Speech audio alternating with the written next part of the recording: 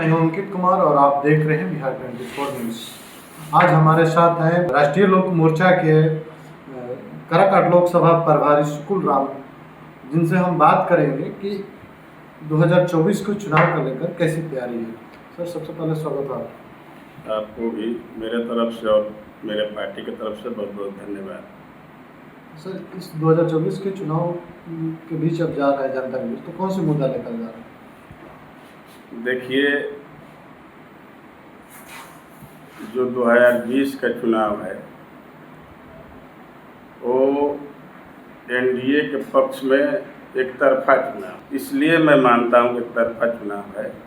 जो प्रतिद्वंदी एनडीए के सामने है उसके पास राष्ट्रहित में या इस देश के निचले तबका, अति पिछड़ा जो समाज है, जो सदियों से वंचित रहा है और लंबे समय से सत्ता में होने के बावजूद भी वो लोग आज तक इस देश के लोगों के लिए कुछ नहीं कर पाया। और मैं समझता हूँ कि इस चुनाव में जाने के लिए हमारे विरोधियों के पास कोई एजेंडा ही नहीं है। यदि कोई एजेंडा है तो एनडीए के सर्वमान्य नेता आदरणीय नरेंद्र मोदी जी के पास ही है और इस गठबंधन के नेताओं के पास ही है। इसलिए इसमें कोई शक नहीं कि पूरे देश में इस बार नरेंद्र मोदी जी की अगुवाई में, और जहां तक बिहार की बात है तो बिहार के 40 के 40 सीट एनडीए के पक्ष में ही जाएगा। इसलिए कि नरेंद्र मोदी जी जो भारत के सर्वमान्य प्रधानमंत्री हैं, जो यशस्वी प्रधानमंत्री हैं, जिनका डंका पूरा दुनिया में विकास के नाम पर गूंज रहा है, उसको लेकर बिहार की जनता भी एनडीए के पक्ष में अंगड़ाई ले चुकी है।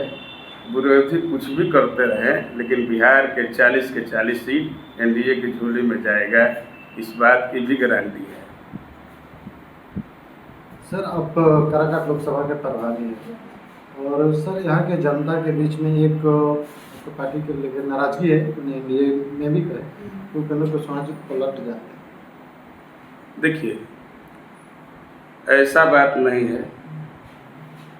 राजनीति में बड़े लक्ष्यों की प्राप्ति के लिए बदलाव होता है और उदाहरण के तौर पर देख लीजिए, यदि बदलाव नहीं होता है तो इस देश के जो लोग आज से 40 साल पहले जिनका एकाधिकार इस राष्ट्र में था, आज वो कहाँ खड़े हैं? वो भी तो पलट रहे हैं। जो कभी लोकसभा में इनके साथ नहीं रहता था वो आज लोकसभा में दिखाई दे रहा है। हमने कहाँ पलटा? अच्छा, एक सवाल और है सर आपसे बिहार की राजनीति के बारे में। जो आरजेडी ने सीट बंटवारा किया उससे कहीं ना कहीं कांग्रेस पार्टी के कार्यकर्ता नाराज है और पप्पू यादव पूर्णिया से निर्दलीय चुनाव लड़ता है। देखिए, इस सब का मुख्य कारण यह है कि कांग्रेस पार्टी के पास इस समय न कोई नेता है न उनके पास कार्यकर्ता है। मैं इसलिए बोल रहा हूँ कि पूरा के पूरा कांग्रेस पार्टी बिहार की राजनीति में आदरणीय लालू यादव के पास नतमस्तक है और लालू यादव जी पुत्र मोह में धृतराष्ट्र बन चुके हैं। उनका सोच है कि कोई भी बिहार का तेज तराज नेता उभर कर न आए ताकि उनके बेटे की ताजपोशी में कोई दिक्कत हो। इसलिए जितने भी उस टीम के भी जो नेता, अच्छे नेता वहाँ भी हैं, कन्हैया कुमार जी हैं, पप्पू यादव जी भी सुलझे हुए मजबूत लीडर है। बिहार की राजनीति को हमेशा दिशा और दशा बदलने के प्रयास में वो भी लगे रहते हैं, जितनी भी उनकी शक्ति सामर्थ्य हो। लेकिन देख लीजिए आज ये लोग कहाँ खड़े हैं? वहीं पुत्र मोह का ये सब शिकार हो रहे हैं। 8वां पास इनके बेटे तेजस्वी यादव जी किस तरह मुख्यमंत्री, उनको मुख्यमंत्री बनने में कोई रोड़ा ना हो, उसका सब परिणति है और कांग्रेस इनके सामने घुटना टेक चुकी है। क्या लग रहा है सर 2024 में दुल्हा बन पाएगा इंडिया गठबंधन के पास या ऐसे ही रह जाएगा? कहाँ से दुल्हा इंडिया गठबंधन बनेगा? कहाँ से संभव है? लालू यादव जी तो बोले थे कि आपको दूल्हा बनी हम लोग मराठी चलो। पहले ये तो अपने दुल्हा के बारे में सोचे ना, इसके बाद देश के दुल्हा के तय करेंगे। पहले ये अपने दुल्हा के बारे में सोचे। कौन दूल्हा?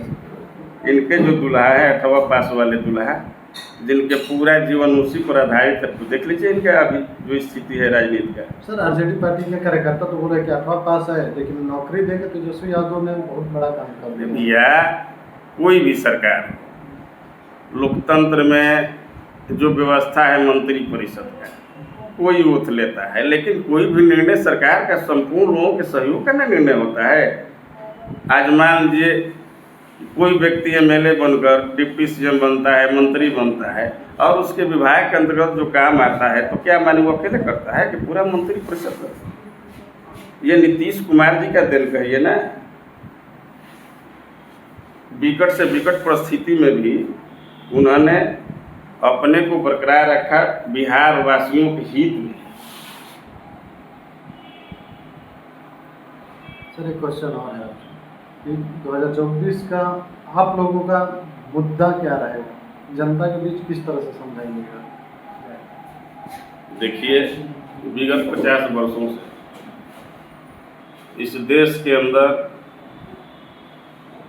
जो निचले तबके के लोग, जो वीकर सेक्शन के लोग हैं, जो सदियों से विकास से वंचित रहे हैं, आप देख लीजिए कि माननीय प्रधानमंत्री आदरणीय नरेंद्र मोदी जी के नेतृत्व में इन 10 वर्षों में इस समाज का कोई ऐसा तबका नहीं है जिसको विकास के लिए आदरणीय नरेंद्र मोदी ने काम नहीं किया। चाहे दलित समाज हो, अल्पसंख्यक समाज हो, अति पिछड़ा समाज हो, महिला सशक्तिकरण की बात हो, या दुनिया के पटल पर देश की छवि की बात हो, ये तमाम मुद्दों पर। और मैं क्या कहूँ, पूरा दुनिया कह रहा है कि आज भारत अर्थव्यवस्था में 5वां स्थान पर काबिज हो गया। इसका देन आदरणीय नरेंद्र मोदी जी का कुशल नेतृत्व हो। ये तमाम मुद्दे हैं जिन मुद्दों के साथ हम लोग चुनाव में जाएंगे, और हम लोगों को भरोसा है कि जनता हम लोग के पक्ष में खड़ी है।